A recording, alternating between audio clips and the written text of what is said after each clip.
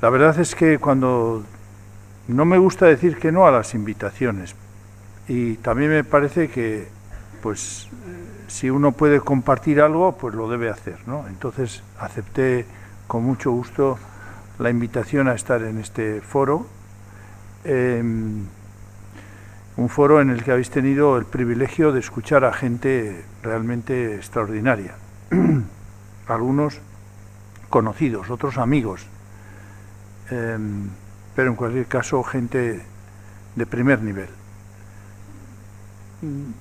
El que es invitado nunca es el culpable es quien le ha invitado, o sea, que el riesgo lo corren Guillermo y los dirigentes, el presidente, los dirigentes de las personas que dirigís el foro.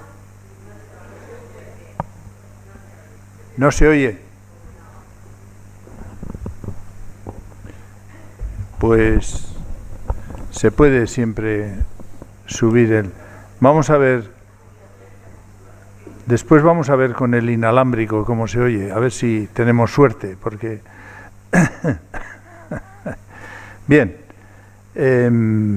voy a acabar diciendo que, de nuevo, que agradezco mucho la invitación y la valentía de quienes me han invitado, poniendo su propio prestigio en riesgo. Bien, ¿qué tal se oye? ¿Se oye bien? ¿Mal? ¿Se oye bien? Si me gusta moverme, porque si no, me parece que me quedo ahí. Yo no soy un especialista en estas cuestiones, pero me interesan, y me interesan porque nuestra vida está implicada en lo que está ocurriendo.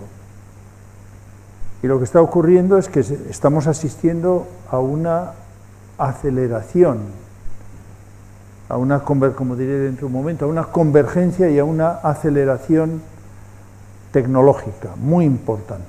Y esto está transformando nuestra cotidianidad, está cambiando nuestra manera de vivir, que a veces no nos damos cuenta, pero solamente si nos ponemos a pensar qué es lo que supone llevar un teléfono inteligente en el bolsillo y poder estar conectado a todo el mundo a través de este aparatito, pues ya podemos empezar también a darnos cuenta de que algo que lo hemos convertido en cotidiano, tan siquiera hace 20 años nos parecía ciencia ficción, algo imposible. ¿Quién podía pensar que podía existir Internet? Internet. O sea, que yo desde mi casa me conecto con cualquier parte del mundo y recibo información de todas partes. O el whatsappeo que hacemos constantemente en nuestras vidas, por unas razones u otras. ¿Cómo es eso de que yo me puedo comunicar inmediatamente con cualquier persona en cualquier parte del mundo? Bueno, es decir, nosotros estamos cambiando y no nos estamos dando cuenta. Y estamos cambiando a una velocidad que, como digo, si la revolución industrial tardó desde el comienzo de la era cristiana 1850 años, y desde el inicio de la humanidad 2,5 millones de años, es que hoy la industrialización está completamente superada. Y esto ha ocurrido en el espacio de menos de 30 años.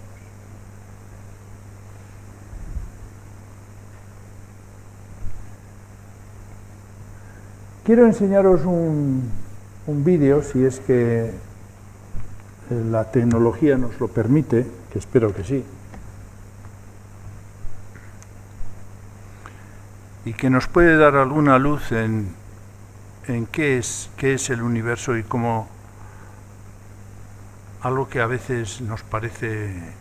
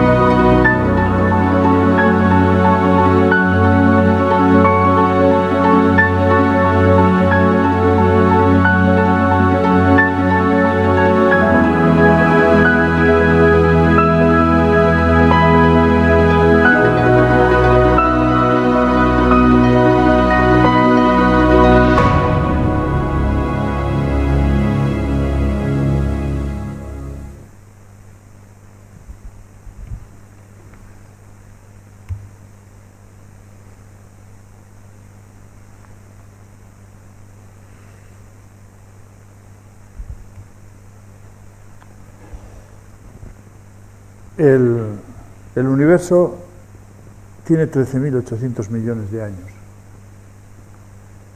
Y lo saben porque muy recientemente, en los últimos años, se ha comprobado que las ondas gravitacionales que han sido captadas por una serie de observatorios atómicos que están situados en 5 partes del universo. ¿Y cuáles son las ondas que reciben?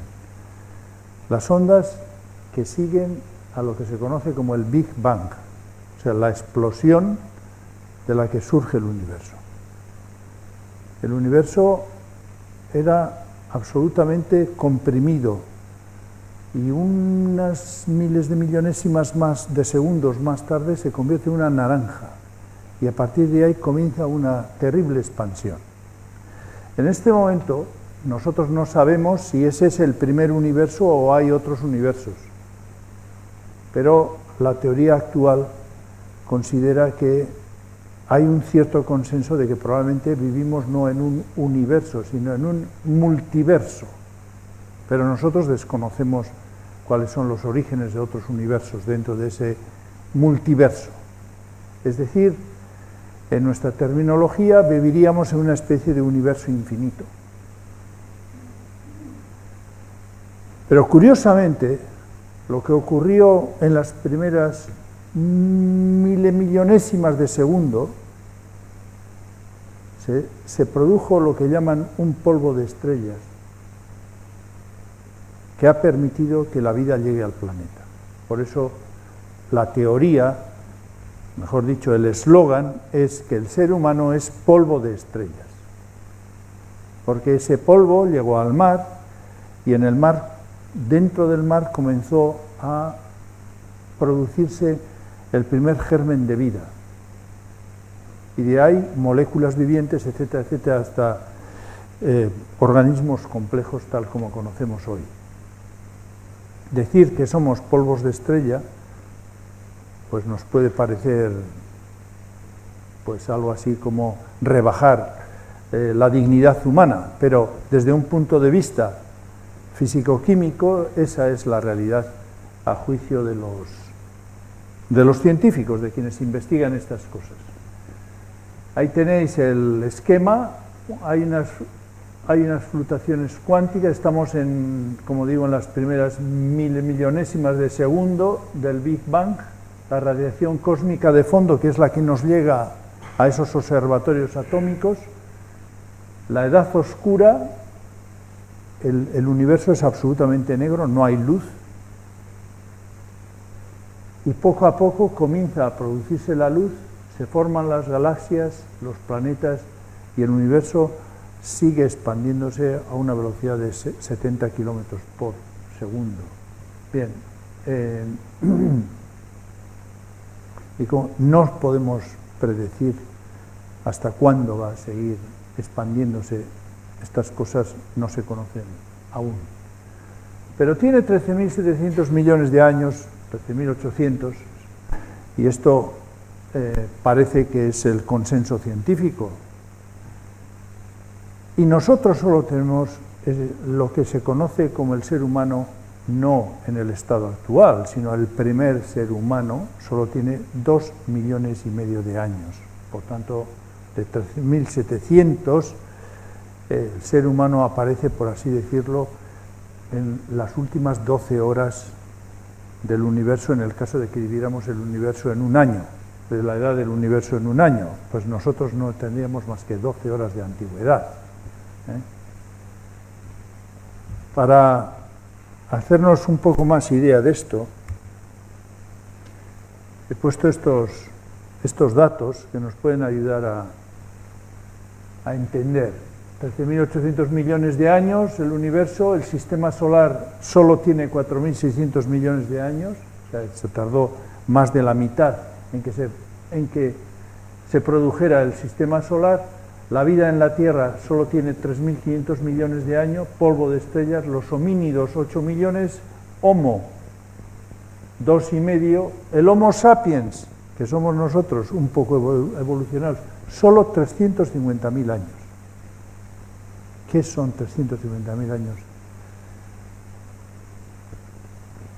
Bien, número de galaxias, 2 billones de galaxias. Galaxias. El sistema solar no es más que un puntito dentro de una galaxia. Y en nuestro universo, no en los multiversos, sino en nuestro universo hay 2 billones de galaxias. El número de estrellas es más que granos de arena en la Tierra, si es que alguien nos puede contar. Y hoy, como os he dicho, comienza a abrirse paso la teoría del multiverso, y sería un unimultiverso infinito. Pero como el infinito no existe, el cero y el infinito no existen. Entonces se dice infinito para decir incontable. Solo pensar que hay más estrellas que granos de arena en la Tierra, pues bueno, yo creo que nos tiene que hacer pensar un poco. ¿Es posible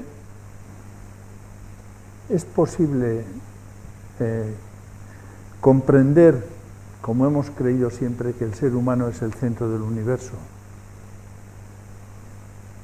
Tema complejo. Dicen, no, pero sí, hay más estrellas que arenas, que granos de arena en el universo. ¿Qué pintamos nosotros? Nosotros no somos nada, ¿no? Además hemos nacido anteayer. Bueno, yo creo que nos ayuda a eso que se llama una cura de humildad. Bien, la innovación tecnocientífica crece exponencialmente y tenemos la computación cuántica que se está desarrollando en este momento. No es la computación, no son los ordenadores de ahora, sino los ordenadores que utilizan la física cuántica, que esto quiere decir que los nuevos ordenadores cuánticos que ahora se están experimentando son exponencialmente más potentes que los procesadores que nosotros utilizamos, que son potentísimos por otra parte, ¿no? La biología sintética, comentábamos antes en la charla que hemos tenido lo de las células sintéticas, ¿sí? Y hay sangre sintética. Esto es que nosotros estamos produciendo vida sintética. Esto nos parece imposible. Vamos, era imposible, como digo, hace tan siquiera. Yo vengo de un pueblo en el que había barro, bueyes y carros. Y no había coches ni nada. Y yo soy de anteayer, como quien dice. O sea, tampoco he nacido ayer, pero ¿no? De un pueblo de Arratia, un valle de Arratia en Vizcaya, debajo del monte Gorbea, una economía cuasi medieval. Pues hemos pasado del medievo a un horizonte que es un horizonte de vértigo, en el espacio de ¿qué? Pues de los años 50 ahora, exactamente los años 50 ahora, ¿no?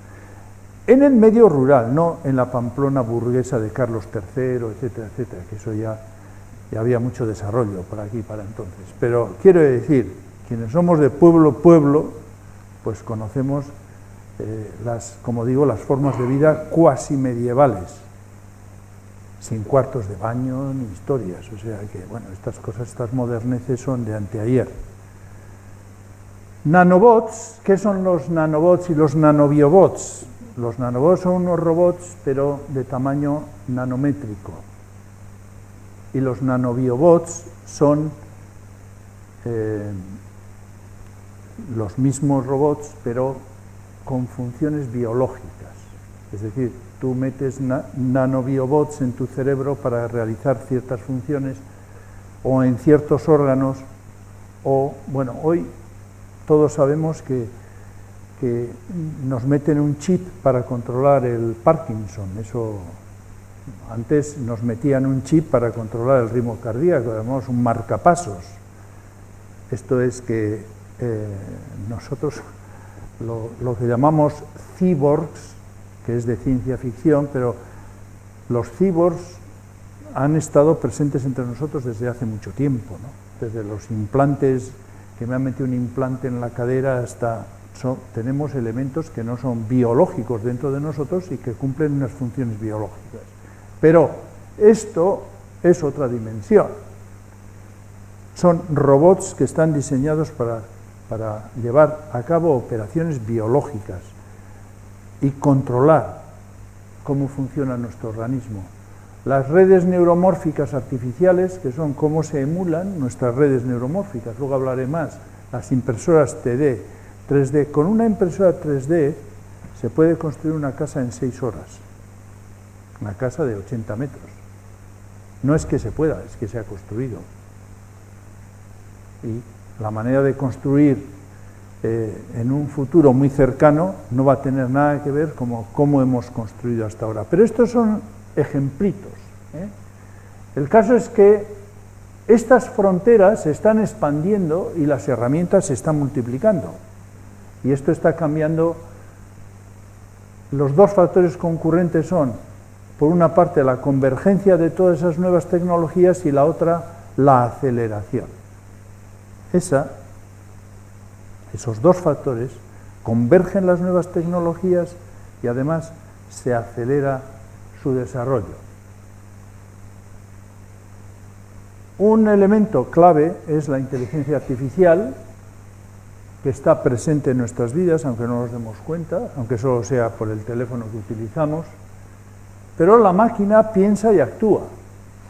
Hay 3 clases de inteligencia artificial, una muy desarrollada, que es la aplicada, otra la general es nuestra inteligencia, la inteligencia del ser humano, no es una inteligencia solo para ciertas funciones y objetivos, sino sería la inteligencia tal como nosotros la poseemos, y luego estaría la superinteligencia. La superinteligencia sería una conexión de nuestra corteza cerebral a la nube y a otras cortezas cerebrales, y sería miles de millones más potentes que la mente humana. De momento es un futurible. Calculan que hacia 2070 podamos llegar a ese futurible, pero es que 2070 es pasado mañana.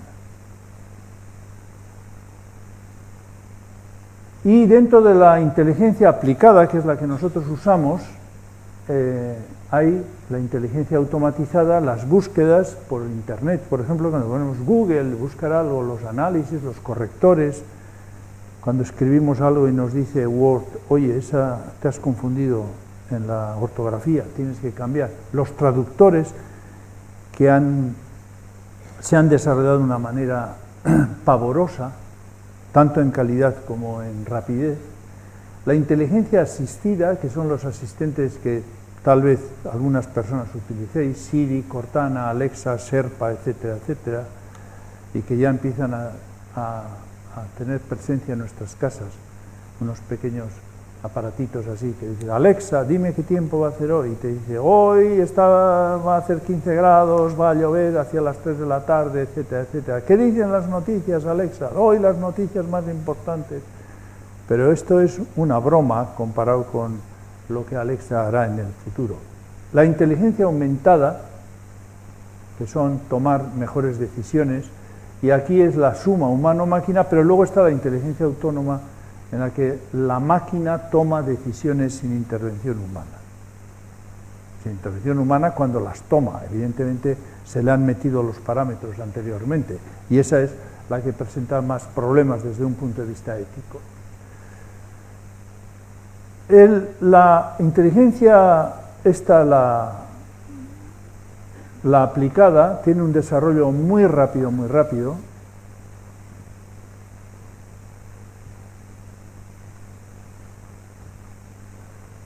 y en general puede hacer todo lo que el ser humano hace, pero más rápido y mejor. Trabajos mecánicos, reducir las consecuencias de la contingencia humana, imponerse en tareas mentalmente sofisticadas, adivinar nuestras necesidades, actuar, mejorar y potenciar las capacidades humanas, realizar tareas creativas, contextualizar semánticamente, pensar intuitivamente, autoaprender velozmente, etc. Esto es interesante. ¿Cómo lo están haciendo?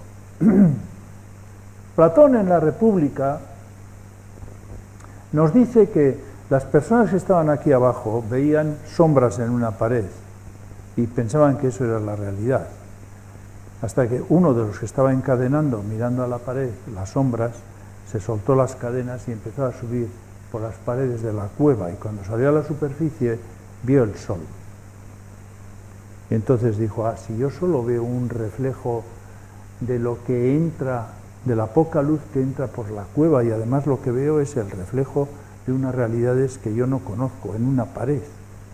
Y a eso Platón llamaba el liberarse del filósofo. ¿Y cuál es la tarea del filósofo? La tarea del filósofo es bajar a la cueva y liberar a los que siguen atados mirando a la pared pensando que es la realidad, para decirles no, hay que subir arriba y descubrir el sol. A eso llamaba ideas ejemplares, y las realidades concretas serían pues como pequeñas e imperfectas concreciones de esa idea ejemplar. Pues bien, la inteligencia artificial, ¿qué es lo que hace? Sube de las realidades concretas a la idea ejemplar y desde ahí opera y crea nuevas realidades concretas. O sea, es un proceso de creación. Parte de aquí, desarrolla una idea ejemplar y a partir de esa idea ejemplar opera y crea nuevas realidades concretas. Esto lo hacen con las redes neuromórficas adversarias generativas, que ahora además son cíclicas. Esto ya es en parte el pasado, estos son cíclicos. ¿Qué tienen? Digamos, una inteligencia artificial que genera y otra inteligencia artificial que controla si lo que éste genera es verdad o mentira. Bien, pues este sigue generando para engañarle a este y hacer que algo que él genera, este diga que es verdad. Y entonces, bueno, esto ya conocéis, porque lo habréis leído en la prensa, que una persona, te toman una foto y te dicen cómo vas a ser 40 años más tarde. Pero no solamente hacen eso, sino que generan imágenes de personas que no existen. Nadie podría decir que esto no son imágenes reales. Pues no son imágenes reales. ¿Qué quiere decir esto? No nos quedemos con la anécdota, vamos al fondo. Se puede crear una realidad artificial. Olvidaros de lo de fake news y todo esto. No. Las imágenes, la voz. Ya no va a haber manera de presentar una prueba, le he sacado una foto y entonces esto demuestra que este señor estuvo en tal sitio. Todo mentira. O mire, le he grabado la voz. ¿Qué? No tiene ningún sentido grabar la voz, porque yo puedo generar esa voz perfectamente y simular lo que me da la gana. ¿Qué quiere decir eso? Que eso de la realidad simulada es cada vez más realidad. Y que va a ser muy difícil distinguir entre la realidad y la realidad simulada.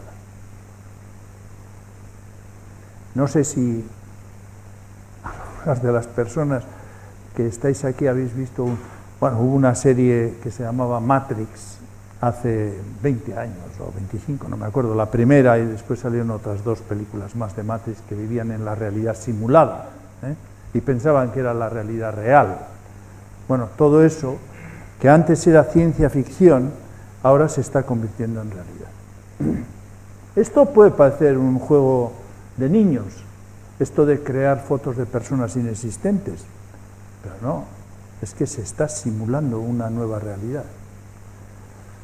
Y se borra la diferencia entre lo simulado y lo real. ¿Quién se está moviendo en inteligencia artificial? Las grandes tecnológicas, Google,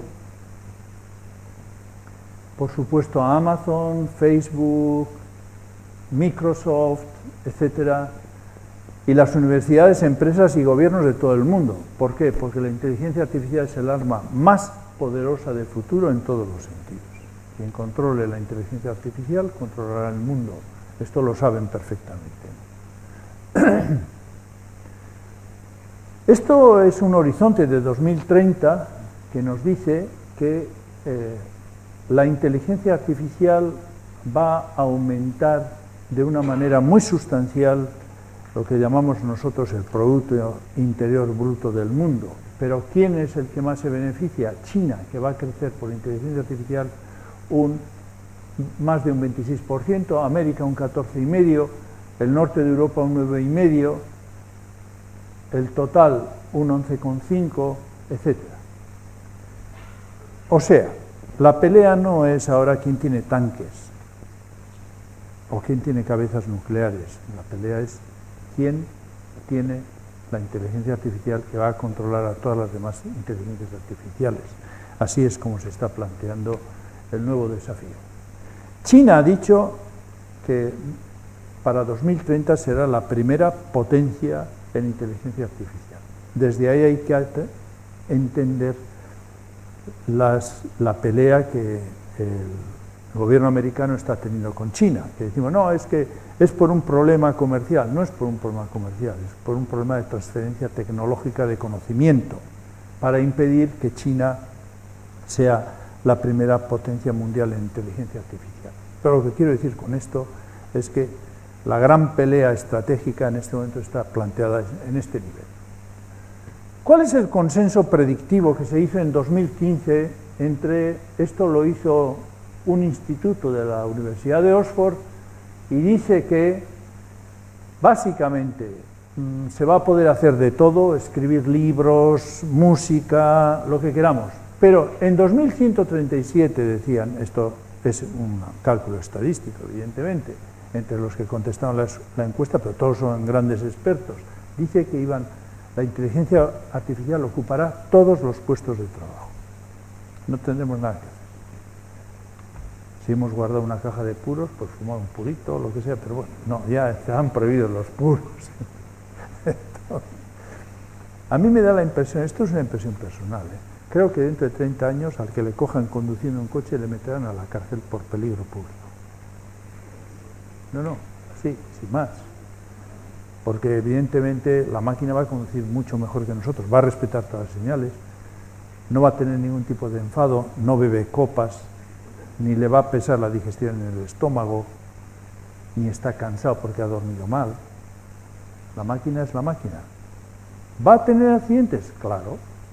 ¿Por qué? Y esta es una clave. Porque hagamos los inventos que hagamos, la realidad será siempre contingente. El problema no es si las máquinas van a tener accidentes, los coches autónomos van a tener accidentes, no, porque los van a tener, sino que el número de accidentes se reducirá a una milésima parte de lo que es ahora. Y entonces, al que conduzca, a la cárcel por peligro público. Pero esto estamos a un paso, No, o sea, hombre, con lo que me gusta a mí conducir siempre. Tú eres un antigualeco, hala, fuera. Bueno, este es digamos, el consenso que se hacía en 2015. Pero esto es muy interesante. Aún, este es un investigador del King's College de Londres. Aún no podemos transmitir el tacto ni el movimiento de los músculos por Internet. Pero la baja latencia del 5G, que esto habréis oído hablar del 5G, ¿no? Ya anda Vodafone ahí, que ofrezco 5G, es un 5G más virtual que real, pero bueno, es igual. Lo hará posible. ¿Cómo? Sí. Yo por Internet a distancia voy a tener tacto y voy a mover los músculos. ¿Es que alguien se puede imaginar semejante cosa? Hoy. Y dices, eso es imposible. No.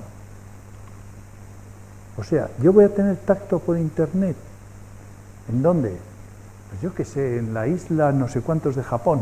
Pues sí. Pero eso es mentira. Pues no. ¿Cómo? A mí no me preguntéis, preguntarle a este señor.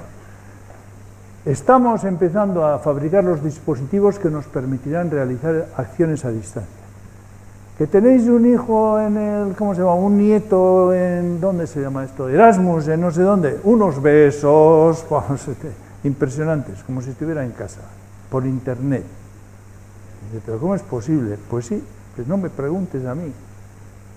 ¿Esto qué quiere decir? Que estamos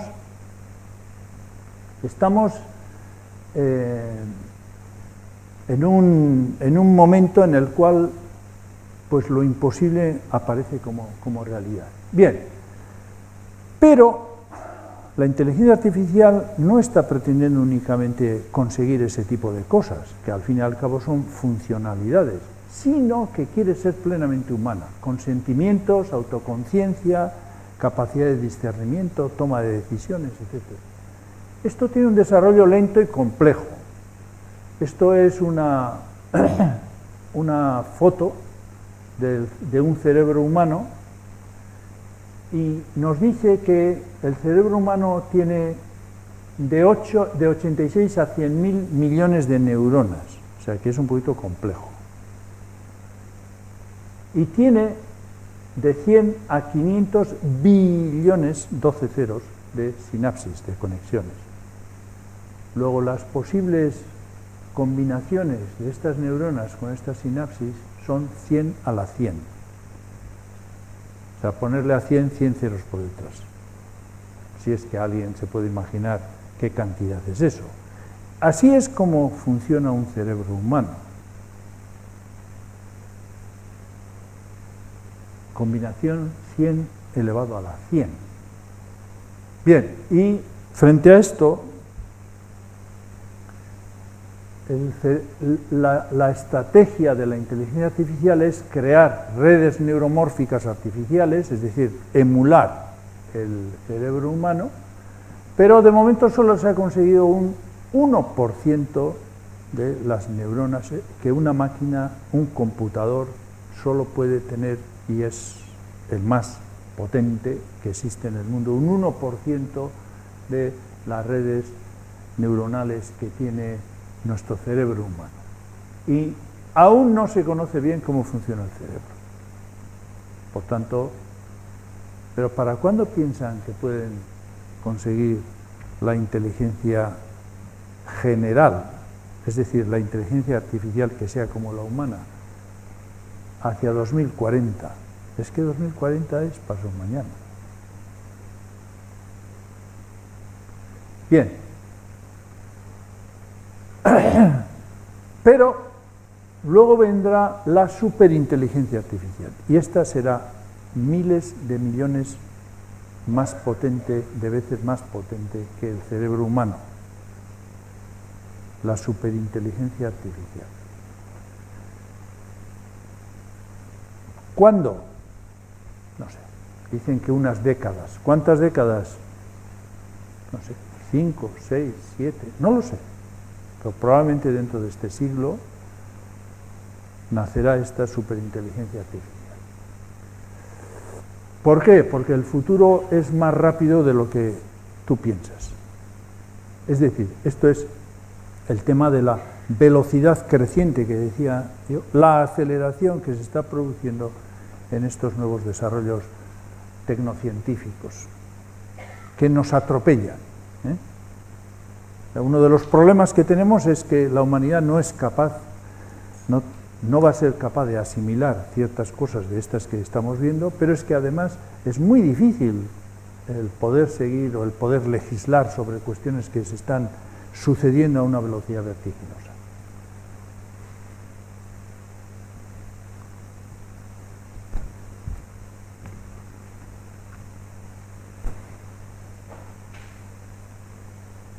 Este es un filósofo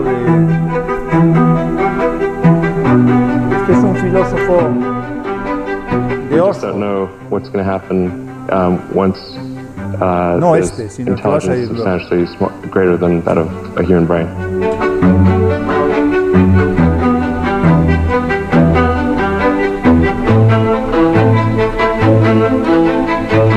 This is really a concern for all of us. Everybody in the world, if this is developed, will share in the risks, whether they like it or not.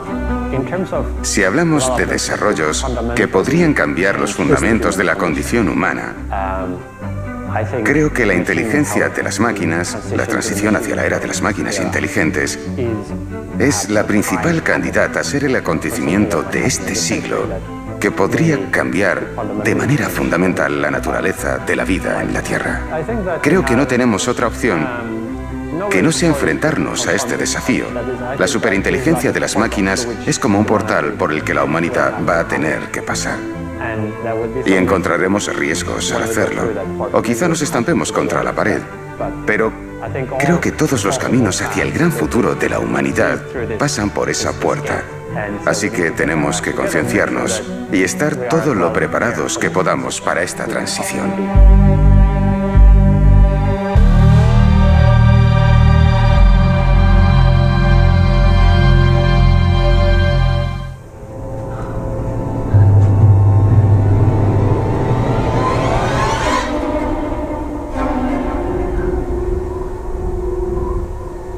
Hay muchos riesgos existenciales asociados a esta transición, pero también hay toda una parte positiva por descubrir.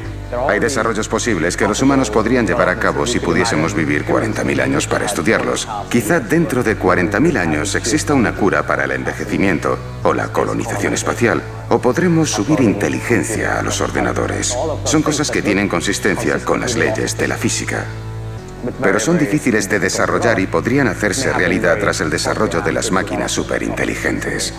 Hay numerosos desafíos en el camino que lleva a este progreso. Lo que ha ocurrido estos últimos años es que se ha resuelto la inteligencia perceptual. Ahora tenemos sistemas basados en máquinas a los que se les da bien el reconocimiento de imagen, el reconocimiento de sonido, la transcripción del habla, la clasificación de imágenes y, más recientemente, algoritmos que pueden generar imágenes y sonidos. Redes adversarias generativas capaces de evocar sueños o imaginaciones. Todavía no existe un lenguaje consistente para construir esto desde cero. El conocimiento conceptual, la planificación jerárquica, son retos que están pendientes de desarrollo.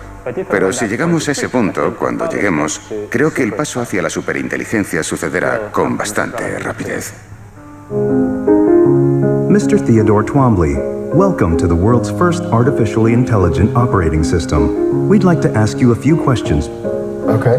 Lo que hace poderosos a los humanos en este planeta no es que tengamos los músculos más fuertes ni los dientes más afilados que otras criaturas, sino que nuestro cerebro es un poco más inteligente y nos ha permitido acumular cultura de generación en generación y así inventar tecnologías y una organización social compleja. Pero estos atributos que nos ponen ahora en una posición especial podrían pertenecer luego a las máquinas inteligentes del futuro. Podrían superarnos drásticamente en esa inteligencia que permite la innovación tecnológica, la organización compleja, la planificación a largo plazo y demás. Por lo que el futuro, llegado a ese punto, podría verse determinado por las preferencias de esta superinteligencia. No counting narcotics, no robberies, no crimes. Chappie, no crimes. Okay, and you've got to promise me. What's this promise? It's that you promised me, your maker, that you'll never do any of those things, all right? You can't break a promise, Chappie. Chappie promise. Good, yes! ¿Cómo introducir los valores humanos en una máquina? Para que no solo siga al pie de la letra nuestras peticiones y órdenes, sino que entienda la intención tras ellas.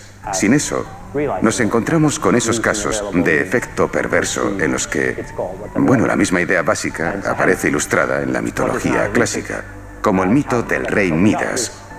En la fábula deseó que todo lo que tocase se convirtiera en oro para así poder hacerse rico. Entonces toca un tronco y se convierte en oro.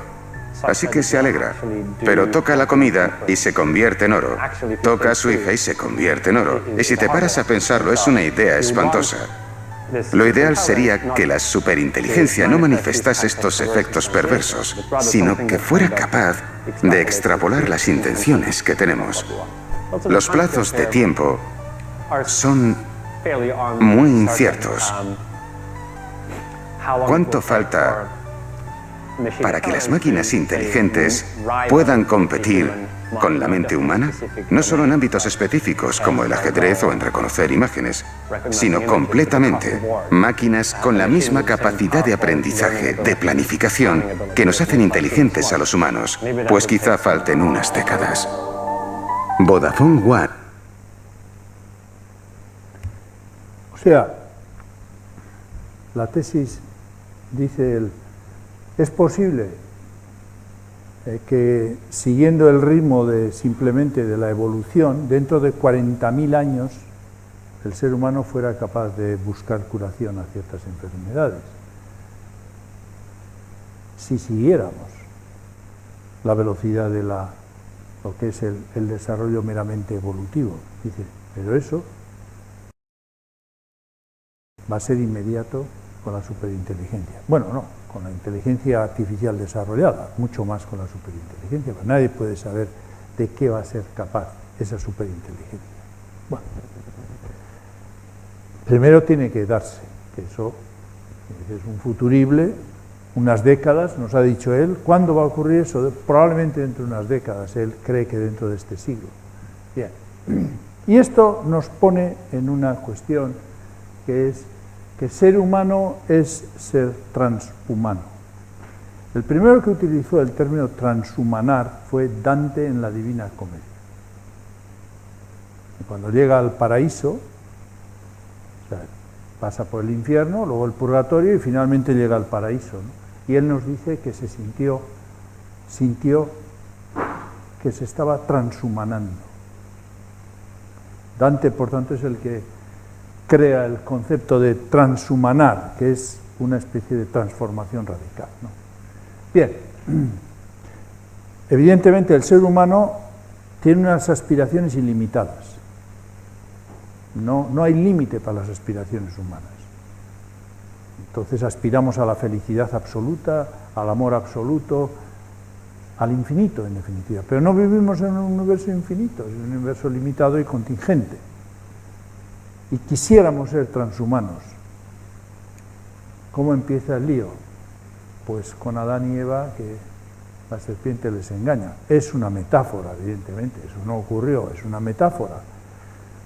¿Pero por qué? Pues porque querían ser como Dios, evidentemente, ¿no?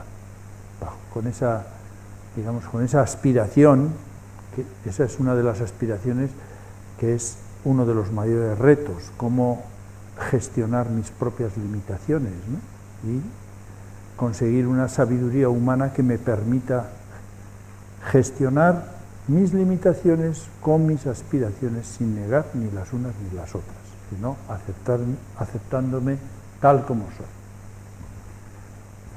¿Se puede transhumanar o transhumanizar el ser humano?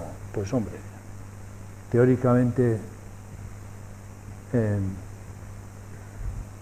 eso es lo que de alguna manera estaría ocurriendo, todavía de una manera muy embrionaria.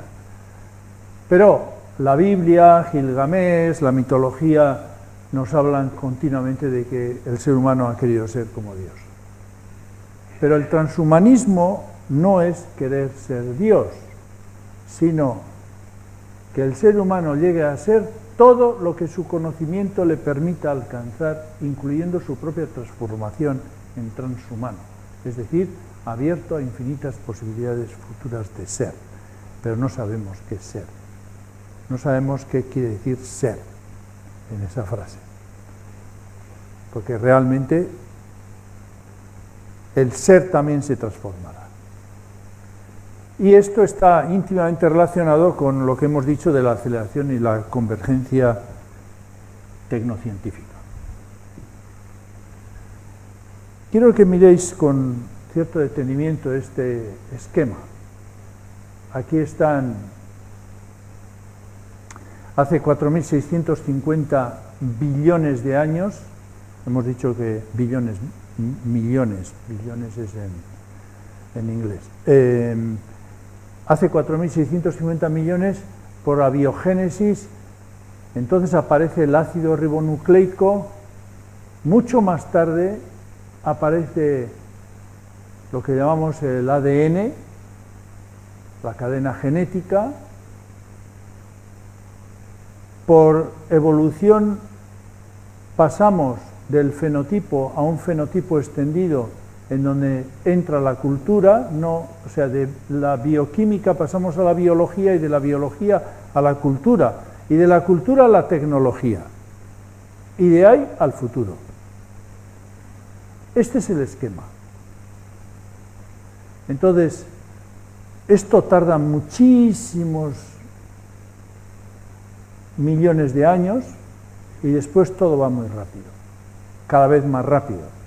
La hipótesis de estos señores, de Gillinger, Hilbert y Kemp, es que nosotros tenemos, o sea, todos estos fenómenos se van por la recopilación de información y la replicación, pero aquí se da una acumulación y replicación que es bioquímica, aquí es biológica, aquí es cultural, aquí es tecnológica y aquí se abre un camino en el que lo digital y lo humano se funden.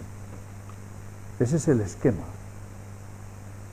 esquema, hacia qué horizonte. Dentro de este, está muy bien el esquema porque este es un esquema real, esto no es, esto se ha producido, hemos pasado de la bioquímica a la biología, de la biología a la cultura, de la cultura a la tecnología y se abre un horizonte nuevo donde lo digital y lo humano se funden. Bien. Escenarios vertiginosos, la realidad simulada, ya la he comentado antes, no es la realidad virtual, porque el que está viendo realidad virtual sabe que no es realidad, sino que es virtualidad. Pero el que está viendo realidad simulada no sabe distinguir si es real o es simulada.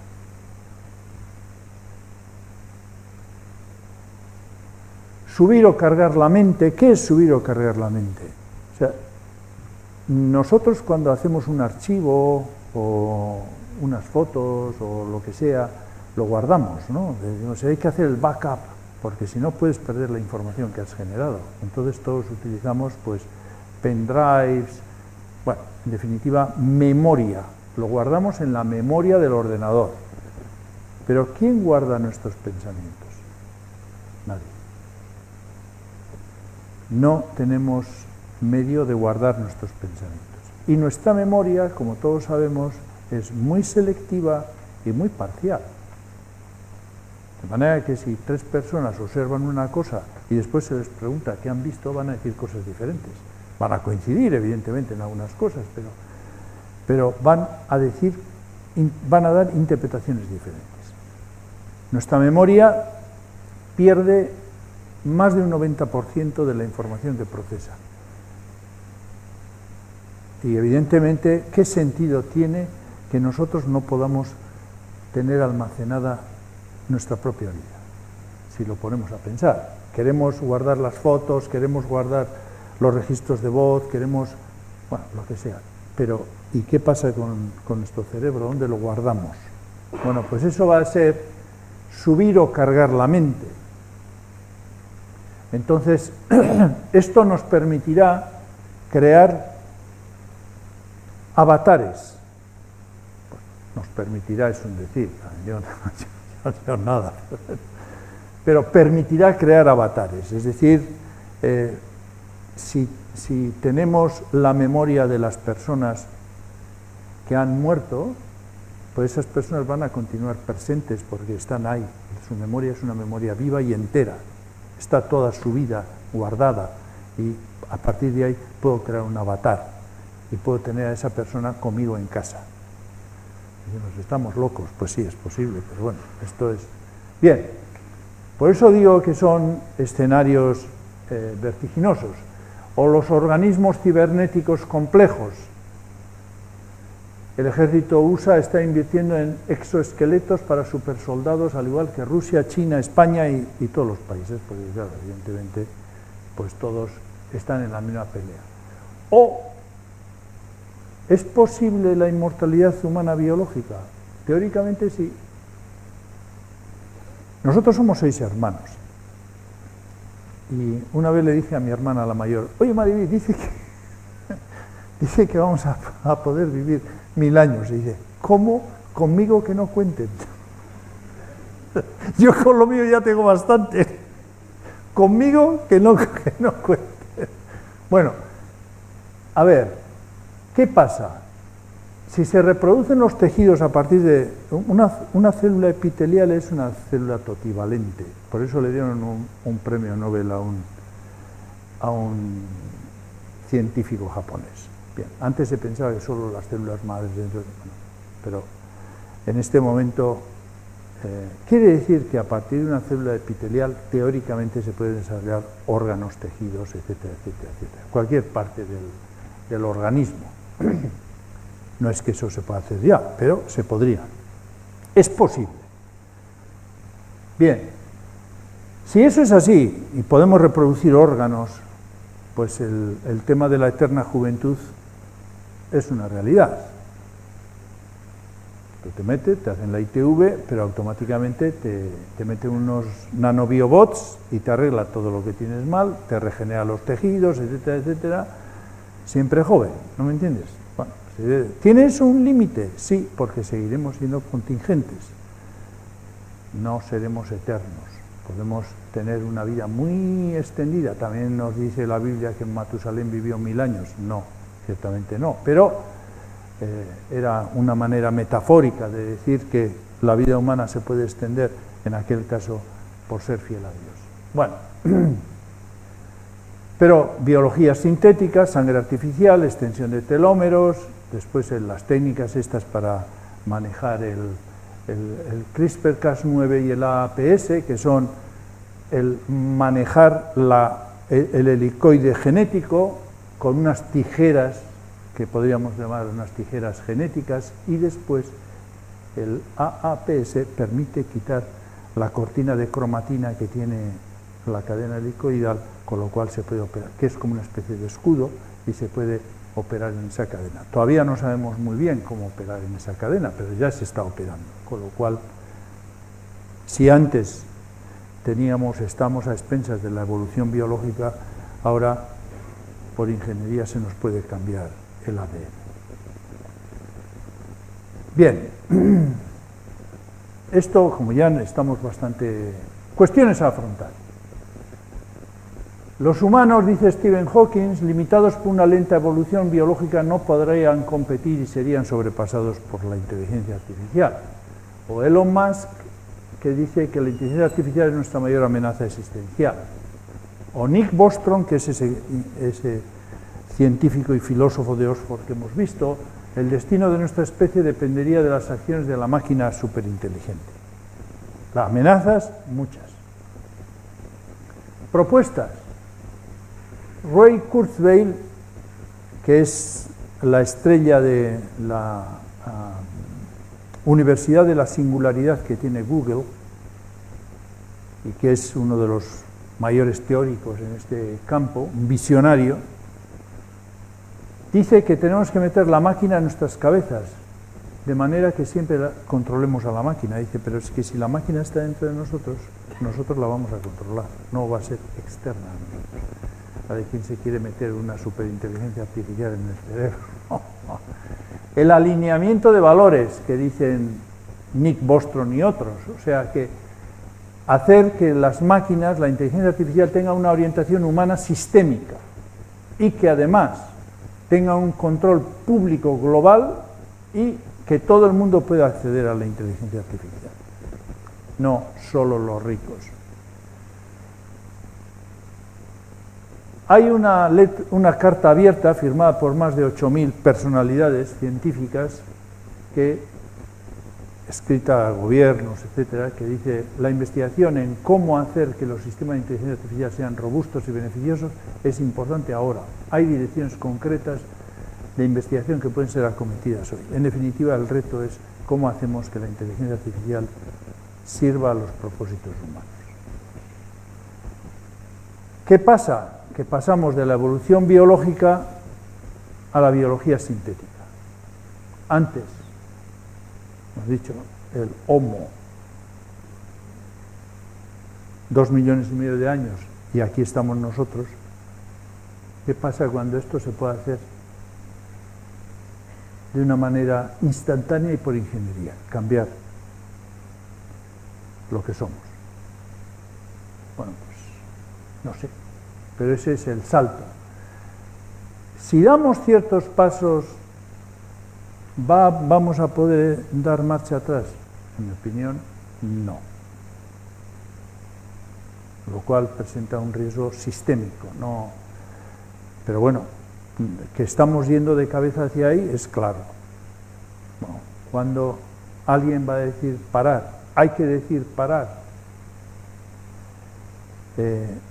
Mi impresión es que parar no se va a parar, y controlar todos los riesgos es siempre imposible, así que correremos riesgos, seguro. Bueno, en definitiva, todo esto es como un tsunami, y lo importante es que el tsunami no nos llegue así, no nos coja desprevenidos, porque entonces ya no tenemos nada que hacer, nos va a llevar por delante. ¿Cómo? Cuestiones éticas funcionales. 1. La inteligencia artificial es parcial y además discrimina, porque toman decisiones como dar empleos, créditos, sentencias. ¿Vosotros sabíais que hay sentencias que se hacen por inteligencia artificial? No, pues hay jueces que son por inteligencia artificial. Son evidentemente sentencias menores, ¿no? Y no, yo creo que en España todavía eso no está admitido, pero esto existe, ¿eh? Como sabéis que esto es muy curioso, pero en Estados Unidos se pasó una encuesta a, bueno, pues a una serie de personas, pero vamos, que es una encuesta de esas que se dice que es estadística, ¿no? Y aleatoria. Y le preguntaron a ver si se fiaban más del diagnóstico del médico o del diagnóstico dado por el diagnosticador de la inteligencia artificial. Y dijeron que el diagnosticador de la inteligencia artificial era más fiable que el del médico. Me parece que fue pues 53-47 o 52-48. Pero ganaron los que decían que se fiaban más del diagnóstico que hacía la inteligencia artificial que del diagnóstico que hacía el galeno. ¿No? Pero por ahí va la cosa. Falta transparencia. ¿Qué es un algoritmo? ¿Qué hay detrás de un algoritmo? ¿Quién hace el algoritmo? ¿Para qué se hace el algoritmo? ¿Quién controla los big data? ¿Se erosiona la privacidad? Es que la policía en Pamplona no tiene ningún problema en Pamplona con el sitio, porque es que está lleno de cámaras todo, que si hay un banco una cámara, que si hay no sé qué una cámara, que si hay no sé cuánto es una cámara, que si hay, entonces dicen, oye, fulano pasó por aquí, por aquí, por aquí, por aquí, y se marchó en el coche porque le hemos cogido en la A15 que va aquí, aquí, aquí, aquí, aquí, le han cogido las cámaras. Y bueno, la privacidad es una broma. ¿Quién no paga con tarjeta? Pues ya saben lo que has comprado, saben lo que has pagado. ¿Quién se puede librar de Hacienda hoy en día? Pues es muy difícil. Hace unos años, aquí hay gente que no ha hecho la declaración de la renta en muchos años. Estoy seguro. Porque es que ni existía. Es que no existía semejante cosa. Y además no había manera de tener los mecanismos que permitían controlar cuánto ingresaba o dejaba de ingresar una persona. ¿Os acordáis de aquello de que le cogían a una persona por signos externos? ¿Os suena eso? No. ¿Os suena, no? A algunos, sí. Entonces, cuando no tenían datos, pero por signos externos, decía, porque tú has declarado que ingresas 3 millones de pesetas y resulta que tienes un yate. No, no puede ser. Signos externos.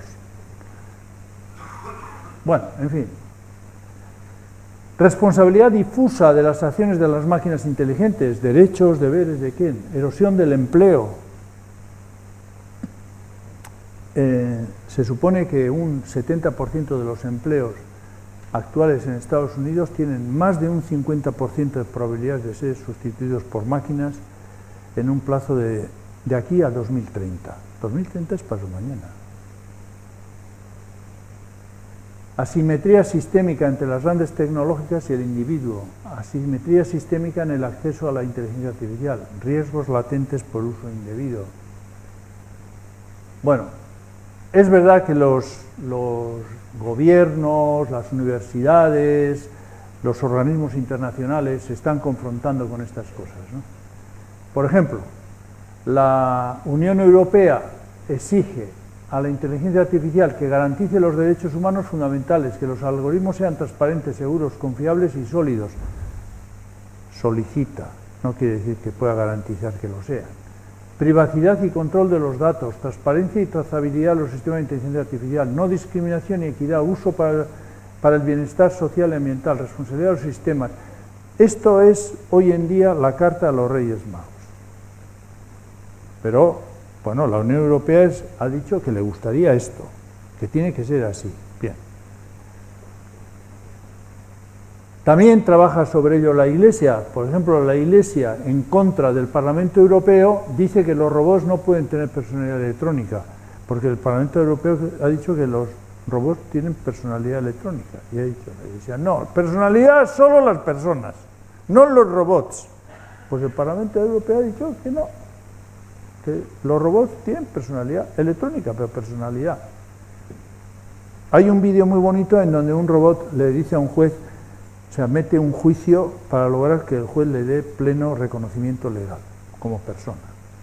Muy interesante. Bueno, es un ejercicio intelectual, evidentemente, ¿no? Bien. O sea que hay otras cuestiones éticas que no son funcionales, sino fundacionales, como por ejemplo, ¿cómo interactúan el hombre y la máquina? ¿Dónde está la libertad, la responsabilidad, el borrado de fronteras? Ese es un tema fundamental. Porque claro, dices, no, es que vamos a la fusión hombre-máquina. Bueno, ¿y eso qué es? Ingeniería genética y biología sintética. Se rompe la frontera natural. Está bien en la ingeniería preventiva y regenerativa, pero el ser humano mejorado, ¿qué es eso de ser humano mejorado? ¿Que mejora? ¿Qué quiere decir eso? ¿En qué nos convertimos? Hibridación es una alteración radical del ser humano natural. Realidades simuladas, avatares, riesgo de choque antropológico, catástrofe humana. ¿Por qué? Porque nosotros que somos hijos de una evolución lentísima, ¿qué va a pasar cuando pasemos de la evolución lentísima a la ejecución inmediata por ingeniería? No estamos preparados para asimilar eso. Bueno, ¿y la teología se mueve? Sí, hay algunas iniciativas, hay muchas conferencias y artículos. En el campo católico, la COMC, la Academia Pontificia de Ciencias, el Pontificio Consejo para la Cultura, el Dicasterio para el Servicio del Desarrollo Humano Integral, todos están trabajando en este momento, pero además desde hace muy pocos años, desde hace 5 años, están trabajando en el tema de la inteligencia artificial. Pero esas iniciativas todavía no son suficientes. Y algunos grupos importantes de varias religiones, también de la religión cristiana, sospechan espontáneamente de todo lo que tiene que ver con lo que interpretan que es ir contra Dios. Es decir, esto puede generar un choque cultural muy importante. Nosotros le solemos llamar a eso fundamentalismo o como quiera, pero esto va a plantear un conflicto, o puede plantear. ¿Qué dice el Papa Francisco? Que la tecnocracia no responde a las preguntas más profundas que se plantea el hombre. La técnica es característica del ser humano, sin embargo, dice, existe el riesgo de dar vida a la lógica de los dispositivos que deciden su valor. Estas son palabras textuales. Graves problemas de gobernabilidad de los algoritmos, graves cuestiones éticas, manipulación del patrimonio genético y de las funciones cerebrales. Intervenir en la materia viva toca el umbral mismo de la especificidad biológica y de la diferencia espiritual de lo humano. En este sentido, la diversidad de la vida humana es un bien absoluto. Bueno, no es partidario, digamos, en principio. Ve muchos problemas. Bien. Para acabar he puesto unas frases aquí, una de este poeta. ¿Dónde está la sabiduría que hemos perdido en el conocimiento? Hemos avanzado mucho en conocimiento, pero no somos más sabios. Y luego decía, ¿dónde está el conocimiento que hemos perdido en la información? Tenemos mucha información, poco conocimiento y ninguna sabiduría. Sería lo que en principio esto implica, ¿no? Hemos perdido sabiduría, descubrimos el conocimiento y después hemos cambiado el conocimiento por la información. Bien. ¿Qué dice Paul Ricoeur? También muerto hace pocos años. Vivimos en una época en la que la bulimia de los medios corresponde a la atrofia de los fines. Es buena frase. La bulimia de los medios se corresponde a la atrofia de los fines. Y el cardenal Ravasi, que es una persona muy inteligente, dice, y para mí esto es muy importante, he mencionado al interpretar los cambios de paradigma la fluidez a la que está sometida la categoría clásica de la antropología, la naturaleza humana. En los últimos tiempos sobre ella ha caído una especie de terremoto cultural que ha resquebrajado sus cimientos. Esto es lo importante. Lo importante es que está cambiando la misma concepción de qué es la naturaleza humana. O sea, todo lo que viene del humanismo cristiano y de lo que llamamos el humanismo grecolatino se está esfumando. Como consecuencia de todos estos procesos, es decir, eso es, como dice, ha caído sobre ella una especie de terremoto cultural que ha resquebrajado. Son los cimientos de eso los que se han resquebrajado. Beste diles. Amaitu de.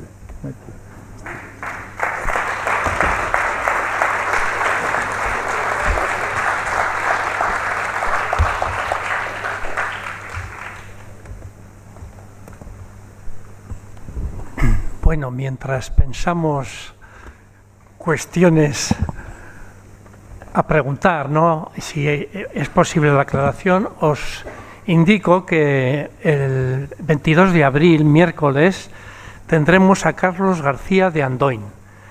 El tema será causas y efectos del clericalismo en la Iglesia. Este será el tema del próximo mes. Es amigo mío, ¿eh? Buen chico. Muy bien, y ahora pues estamos, no mucha gente, es fácil que nos podamos oír. Me imagino que hay muchas preguntas, ¿no? A lo mejor ni una. A lo mejor ni una. Entonces, bueno, pues tenemos media hora así, 20 minutos para desarrollar. Venga, a ver quién se anima. Sí.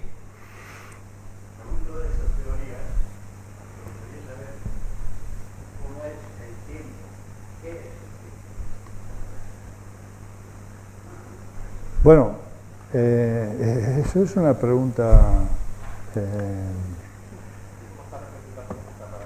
sí. Sí, según esta teoría... Teorías, ¿qué es el tiempo?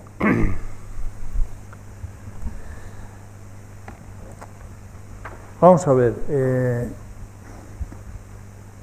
Sobre todo por lo que supone la teoría de la relatividad y después toda la física cuántica, la unidad espacio-temporal, es y no es a la vez. Nosotros no sabemos en este momento, desde un punto de vista de la física, se puede dar el caso de que una cosa al mismo tiempo es y no es. Estamos hablando de la física cuántica, ¿no? De manera que los experimentos que se realizan, o sea, vamos a ponerlo de esta manera.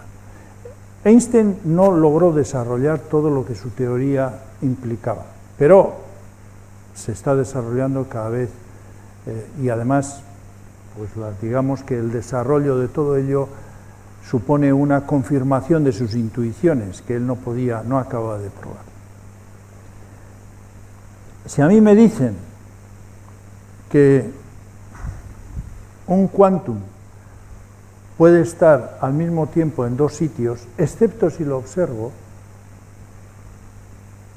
Por eso los computadores cuánticos tienen que ser absolutamente cerrados. No se puede ver dentro, porque entonces ya no son cuánticos.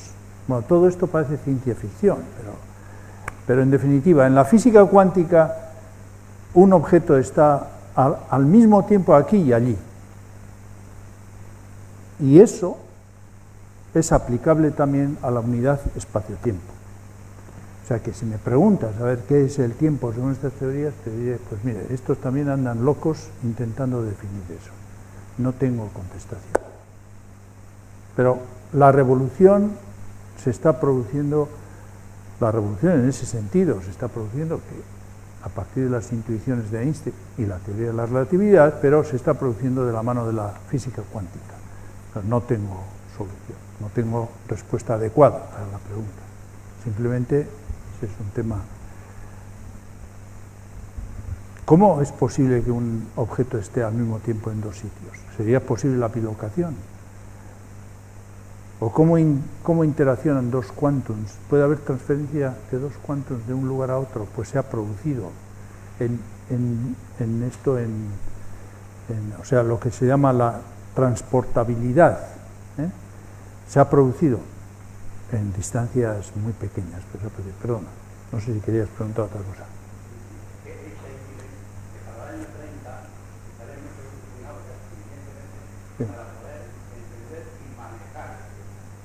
Sí, pues no, todavía no estamos ahí. No, dice que Einstein dice que para el año 30 estaremos en disposición de manejar el tiempo, ¿no?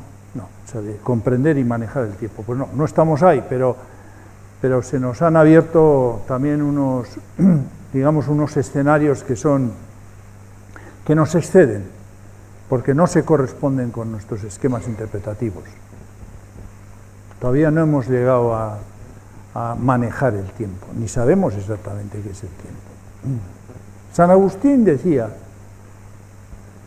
hombre, yo sé qué es el tiempo, pero si me dicen que explique, no sé.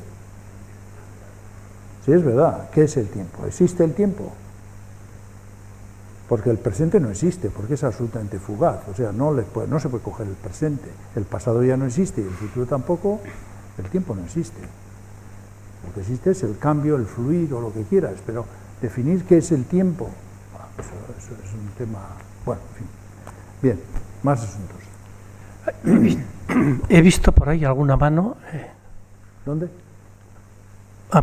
Me había parecido. Sí. A mí personalmente me preocupa mucho quién maneja o quiénes manejan estas inteligencias artificiales, porque según quien las maneje, también les incluirán unos valores y contravalores. De los chinos, me río, de los americanos. Entonces, en esa inteligencia artificial hay gente que intente estar para que tengan en cuenta sobre todo los valores, digamos, cristianos y no humanos. Bien, la pregunta sería, ¿quién controla a los que están, digamos, avanzando y controlando la inteligencia artificial? ¿En base a qué intereses? ¿Cómo podemos asegurarnos de que esos intereses son humanos? Pues no podemos, y hay un problema, que es el problema este del atropello, porque estas cosas están corriendo muy rápidamente y la legislación no es capaz de seguir el ritmo. Tened en cuenta que hacer una ley cuesta años. Para entonces, si el coche del progreso estaba en Pekín, para entonces ya está en la Luna. Y ahora, si usted todavía está en Pekín y el coche ya está en la Luna, es que la siguiente va a estar en la tercera galaxia. Eso es un problema, porque la velocidad es una velocidad absolutamente nueva, la velocidad de transformación. Entonces la legislación no es capaz, de momento, de seguir eso. ¿Puede la legislación concebir un marco conceptual que abarque esta realidad y decir, vamos a legislar para que todo esto sea controlable humanamente? Sí, se puede hacer. Ahora, la aplicación de eso es una aplicación enormemente compleja. La ventaja es que este tipo de avances tecnocientíficos se difunden muy rápidamente. Como he dicho antes, me parece que el primer teléfono móvil que yo conocí, me parece que fue el año 83, que llevaban los coches, ¿no os acordáis?, con un cable. Pero era un gran avance, porque tú en el coche tenías un teléfono. No este teléfono, evidentemente era un teléfono para hablar y nada más, ¿no? Pero yo creo que era el año 80, no, ¿qué? 83, yo creo que era más, yo creo que era como el 92, 89. Henos aquí 30 años más tarde, que resulta que en todo el globo existen teléfonos inteligentes. El teléfono inteligente ha transformado la vida de millones y millones de personas que estaban sumidas en la pobreza y les ha sacado de la pobreza, simplemente por tener acceso a información rápida y poder conectarse con cualquier parte del mundo. La tecnología ha sido el elemento más importante en la lucha contra la pobreza. Bueno, que en contra de lo que pensamos, que es que la pobreza es cada vez mayor, el progreso de la lucha contra la pobreza en los últimos 20 años es espectacular, absolutamente espectacular. Bueno, y es gracias a esto. Por tanto, esa difusión que es muy rápida y a precios cada vez más bajos, ¿aquí alguien se acuerda de cómo eran los centros de computación de una gran empresa? Eran unas grandes habitaciones donde había el ordenador, unos señores con una bata blanca que eran los informáticos, etcétera, etcétera. Y era una castaña pilonga. Hoy nuestros teléfonos son mucho más potentes que aquellos ordenadores, que entonces nos parecían una cosa de magia. Eso es la difusión rápida. Esa difusión hace que el control social sea mucho mayor. Por contra, también representa el peligro de que si la difusión supone o conlleva la generalización de ciertas quiebras, como por ejemplo la privacidad. No es posible la privacidad hoy en día. O sea, pensar en términos de la privacidad tal como la entendíamos hace 30 años, es que es imposible. ¿Quién usaba hace 30 años una tarjeta de crédito? Muy pocos. Hoy pagamos con el móvil en el supermercado, vamos dejando huellas en todas partes, toda nuestra vida es absolutamente patente. Hablar de privacidad, no sé qué sentido, bueno, algún sentido debe tener, algunos límites habrá que poner, pero no se sabe. Entonces, esa es una pregunta muy pertinente y estamos en plena ebullición. No hay manera de asegurar nada en este momento. Sí. La máquina nos va a ganar en creación artística. Pues sí. ¿La máquina nos va a ganar en creación artística? Sí. Sí, nos va a ganar. Vamos, la cantidad de poesías, partituras musicales, obras de arte que se están haciendo, y todavía estamos en un estadio muy elemental, ¿no? Pero hay un vídeo que no he puesto hoy porque sería alargar la cosa, que es una música muy agradable que se está oyendo, y entonces el vídeo dice, usted como es un creativo dice, a mí la máquina no me va a pesar, pero mire, la música que está escuchando la ha hecho un robot, ¿no? Pero bueno, ha habido exposiciones muy recientemente en una de las mejores galerías de arte del mundo, de obras de arte creadas por ordenador. Y quiero decir, no es que llevemos muchos años haciendo eso, es muy poco el tiempo que se lleva, ¿no? ¿Por qué? Porque la máquina ha pasado de ser un elemento que realizaba unas funciones muy concretas para las cuales estaba programada, a autoaprender. ¿Y cómo autoaprende? Creándose escenarios y peleando contra sí misma. De manera que es imposible batirle a la máquina. Que en ciertas cosas, los juegos más complicados que existen, el Go, el póker, el ajedrez, vence la máquina siempre. A la intuitividad, a la complejidad, vence la máquina. ¿Por qué? Porque la máquina aprende a una velocidad contra sí misma, ¿eh? No le tienes que decir más que estas son las reglas del juego. Luego crea escenarios y va acelerando los escenarios que crea y cada vez son más complejos y no hay manera de batirle. Entonces, va a crear imaginaciones que que exceden a nuestra imaginación. No sé dónde va a acabar esto, evidentemente, ¿no? Pero, ¿cómo? La máquina va a mandar. Claro, eso es lo que nos han dicho, que va a ser miles de millones más potente que la inteligencia humana. Por eso decía Stephen Hawking que pues si se lleva a su último desarrollo va a ser la mejor invención de la humanidad, pero tal vez la última, porque desaparecemos. No, bueno, ese es uno de los riesgos que corremos, evidentemente, ¿no? Sí. Yo te quería preguntar, ¿a ti qué implicaciones éticas te parecen las más importantes? ¿Crees que puede tener todo esto lo que están teniendo? Bueno, principales, porque creo que tienen muchas. Sí, ¿cuáles son las implicaciones éticas más importantes, los retos éticos más importantes? Bueno, primero, creo que la transparencia es fundamental. porque tú no sabes qué es un algoritmo y nadie controla los algoritmos. Entonces eso es fundamental. Pues el algoritmo no es más que una ecuación, en definitiva, o sea, que es una secuencia. Dices, si eso que dices, si A, entonces pasa a B, si no A, entonces pasa a C, si no C, entonces pasa, etcétera, etcétera. Es una secuenciación de operaciones para llegar a un resultado final. Bien, pero ¿dónde están los algoritmos? ¿Quién justifica los algoritmos?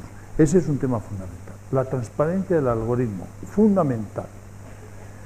Segundo, un tema fundamental es ¿a quién pertenece la riqueza que genera la información que se recoge mediante los algoritmos que interactúan con nuestra vida cotidiana?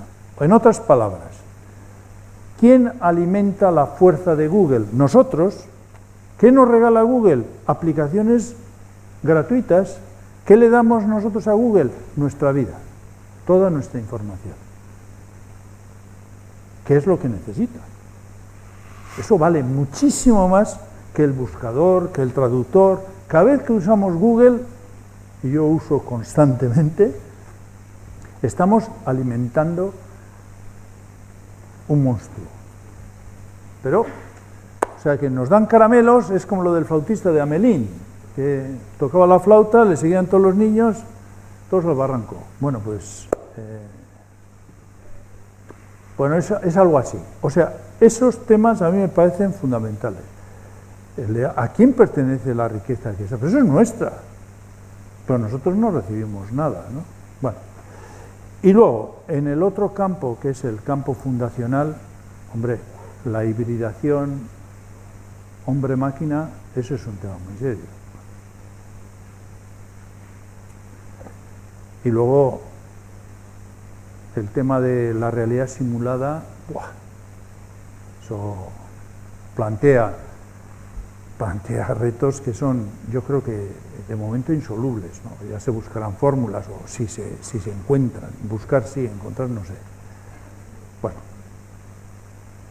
lo que me parece a mí así como más sustancial. Sí.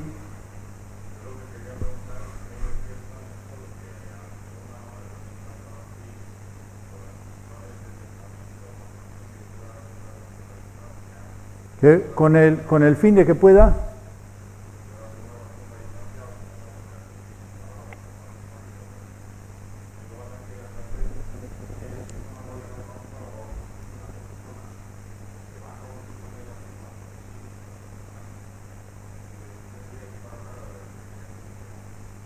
¿La qué, perdona, la última parte? Sí.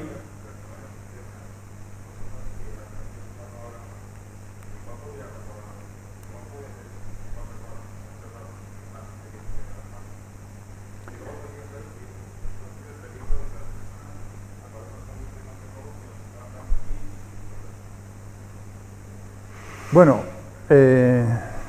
eso tiene que ver con... Pero, no, la cuestión es, a ver, si a nosotros nos van robotizando cada vez más, porque nos meten chips y nos meten nanobiobots y nos meten, bueno, todo tipo, o sea, nos convierten en cyborgs totales, entonces, ¿qué va a pasar ahí, no? Bueno, pues ese es un problema fundamental. Eso todavía está en un estadio muy poco desarrollado, pero se está, en mi opinión, se está avanzando a una gran velocidad. El día en que los nanobiobots estén desarrollados y todas las degeneraciones celulares se corrijan sobre la marcha, etcétera, etcétera, etcétera, todas las enfermedades neurodegenerativas, imagínate, que se puedan solucionar, entonces todos vamos a estar a favor. Ahí no hay ningún problema. En lo que se refiere a la medicina preventiva y regenerativa, no vamos a tener ningún problema. Ahora, si nos dicen, como nos dicen, que vamos a ser humanos mejorados, ahí comenzamos a tener problemas. Porque ya no sabemos qué somos. Pero bueno, eso tiene que ver con lo que decía Ravasi al final. lo que se está derrumbando es el mismo concepto o sea, las bases culturales que sustentan el concepto de naturaleza humana. Lo que dices tú, pues es así. O sea, ¿qué va a pasar? ¿Que vamos a ser más máquinas, más personas? ¿Quién va a controlar a quién? Bueno, respuestas no tengo. ¿Más? Señor presidente, ¿necesito repetir la pregunta? Ah, bien, sí.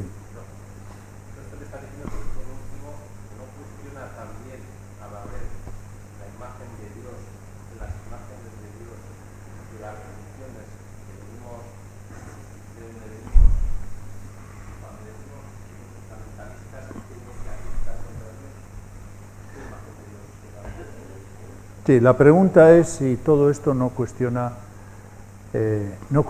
a Dios. Sí, las imágenes, etc. Pues sí, evidentemente que cuestiona.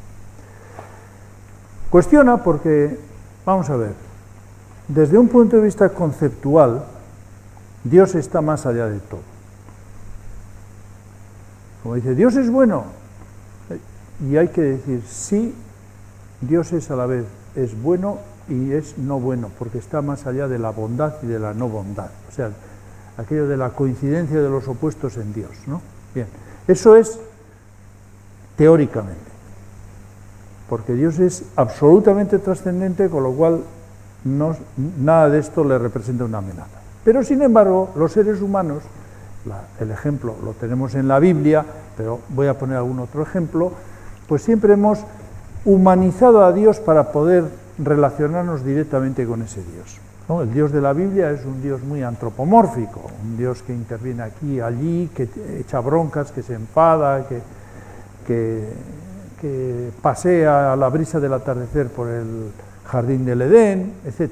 O sea, necesitamos siempre una humanización, un Dios que baje a nuestra medida para poder, porque ese Dios que está más allá de todo, pues no, ese no tenemos acceso. Y por eso a nosotros nos cuesta, es decir, los católicos especialmente, creemos más en la Virgen y en los santos que en Dios y en Jesucristo. En Jesucristo, pues todavía, porque como el pobre está colgado en una cruz, pues nos da mucha pena. Pero Dios y el Espíritu Santo, bueno, para los católicos el Espíritu Santo no existe, simplemente no existe. La paloma y tal, pero no se sabe. Bien. Pero, vosotros habéis visto algunas imágenes donde se ve una Virgen María muy grande y hay la Trinidad muy pequeña que le están poniendo la corona encima. ¿Quién es la importante? ¿La Trinidad o la Virgen María? La Virgen María, evidentemente, que es la imagen grande, la Trinidad pequeñita para coronarle a la Virgen, ¿no? ¿Qué es más importante? Bueno, un conocido artista vizcaíno que en plena resistencia, digamos, clandestinidad antifranquista, había una reunión de militantes, todos ateos, todos descreídos, y uno de ellos blasfemó contra la Virgen de Begoña. Y este dijo, oye, contra Dios lo que quieras. A la Virgen de Begoña ni se te ocurra tocarle, ¿eh? Dijo, ni se te ocurra, ¿eh? Hasta ahí podíamos llegar. Bueno, eso es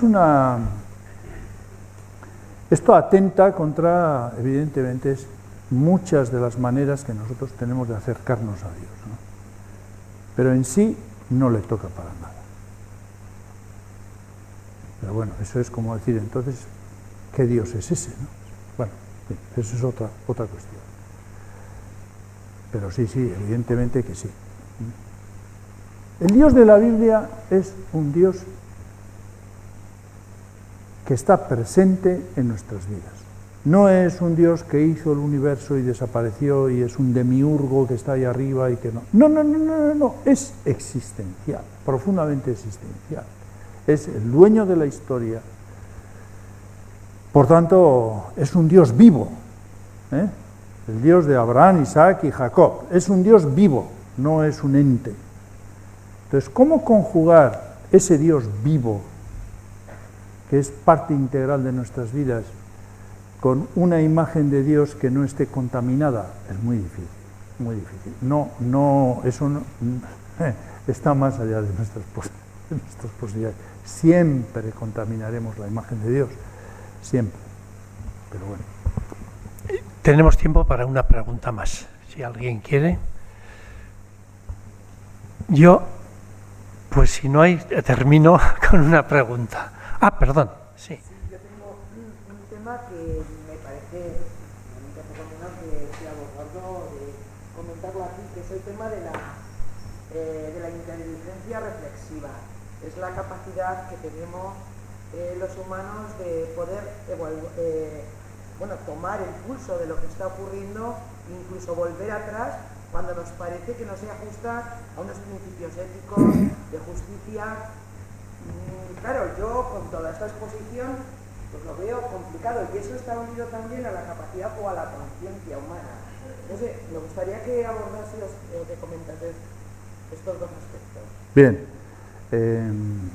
¿qué pasa con la inteligencia reflexiva? Y qué pasa con la capacidad de cambiar rumbo que tenemos nosotros. Pues hemos venido por aquí, pero esto no es un camino válido, cambiamos, vamos a otro. Es decir, pues tenemos una capacidad de discernimiento ético, moral. Cuando he dicho que el segundo paso, pasar de la inteligencia artificial aplicada a la inteligencia artificial general, entonces esa inteligencia artificial general se entiende como la nuestra, es decir, con capacidad de separarnos de nosotros mismos, que eso es la capacidad reflexiva, de darnos una vuelta a nosotros mismos, y con capacidad de discernimiento. Bien, ¿cómo esto puede ser posible? No lo sé, no lo sé, pero cuando se habla de inteligencia general, se está aludiendo a ese tipo de inteligencia que nosotros pensamos que es lo más específico del ser humano. Evidentemente, aunque la potencia, digamos, y la capacidad sea la misma, el mecanismo va a ser diverso, es decir, que sea análogamente igual que la potencia del ser humano, no exactamente igual. El problema se plantea precisamente en si la máquina, la superinteligencia, va a tener esa capacidad de discernimiento moral, de separación de sí misma. Es muy difícil, porque la conciencia no es más que una capacidad de vernos en un espejo, o sea, separarnos de nosotros mismos, pues si no, no hay conciencia, lógicamente. Si no hay separación, no hay conciencia.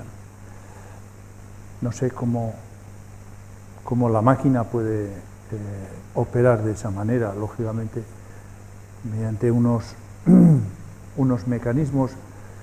O sea que todo esto el organismo lo hace mediante reacciones químicas e impulsos eléctricos. Por eso, desde un punto de vista de la física, se piensa que eso se puede replicar. ¿Cómo? Como hay partes del cerebro que nosotros no sabemos cómo funcionan, entre ellas esa, pues entonces eso es un campo en el que tienen que seguir investigando. Es lo más que puedo decir. Vale. Bueno, una cuestión únicamente, el desarrollo tecnológico se está haciendo con muy poca participación de las mujeres. ¿Qué sesgos o qué problemas de futuro puede acarrear esto, teniendo en cuenta que somos las mujeres el 50% de la población? Bueno, se plantea la cuestión de género en la investigación tecnocientífica. Eso ha sido así, pero eso no es así ahora, O sea, tú vas a cualquier laboratorio y miras el índice de los artículos que están referenciados en revistas que se llaman homologadas, de primer orden, y el número de mujeres está sobrepasando en ciertos campos, como puede ser la investigación de la física, la química, ciertos campos. No en el campo de las matemáticas, por ejemplo, pero está sobrepasando en el campo de la investigación al número de hombres. De todos modos, todavía estamos en un desequilibrio importante. Bueno, pero, a ver, vuelvo al ejemplo del arratiano. Cuando yo era chaval no había ni una mujer médico en ninguna parte del mundo mundial. Sí había, evidentemente, pero eran 3 y un tambor y además no se les veía. ¿Y qué eran las mujeres de mi tiempo? Pues hombre, practicante, que se llamaba la practicante, ha venido a poner una inyección, enfermera, podía ser, médico. Pero hoy, vete al hospital y me dices a ver cuántas son médicos y cuántos son médicos. O sea que esa transformación es una ola imparable. O sea que es más, cuando hablamos nosotros del desequilibrio de género, existe, pero la ola es una cosa, o sea, es como la inteligencia artificial, todavía no está, pero está. Vete a la universidad, bueno, entonces ya el asunto es todavía más tremendo, ¿no? Bien, pero es verdad. Bueno, hemos cumplido el tiempo, pues agradeceros vuestra asistencia y agradecer también a Gaspar pues esta interesante conferencia. Muchas gracias a todos. Es que ricazo.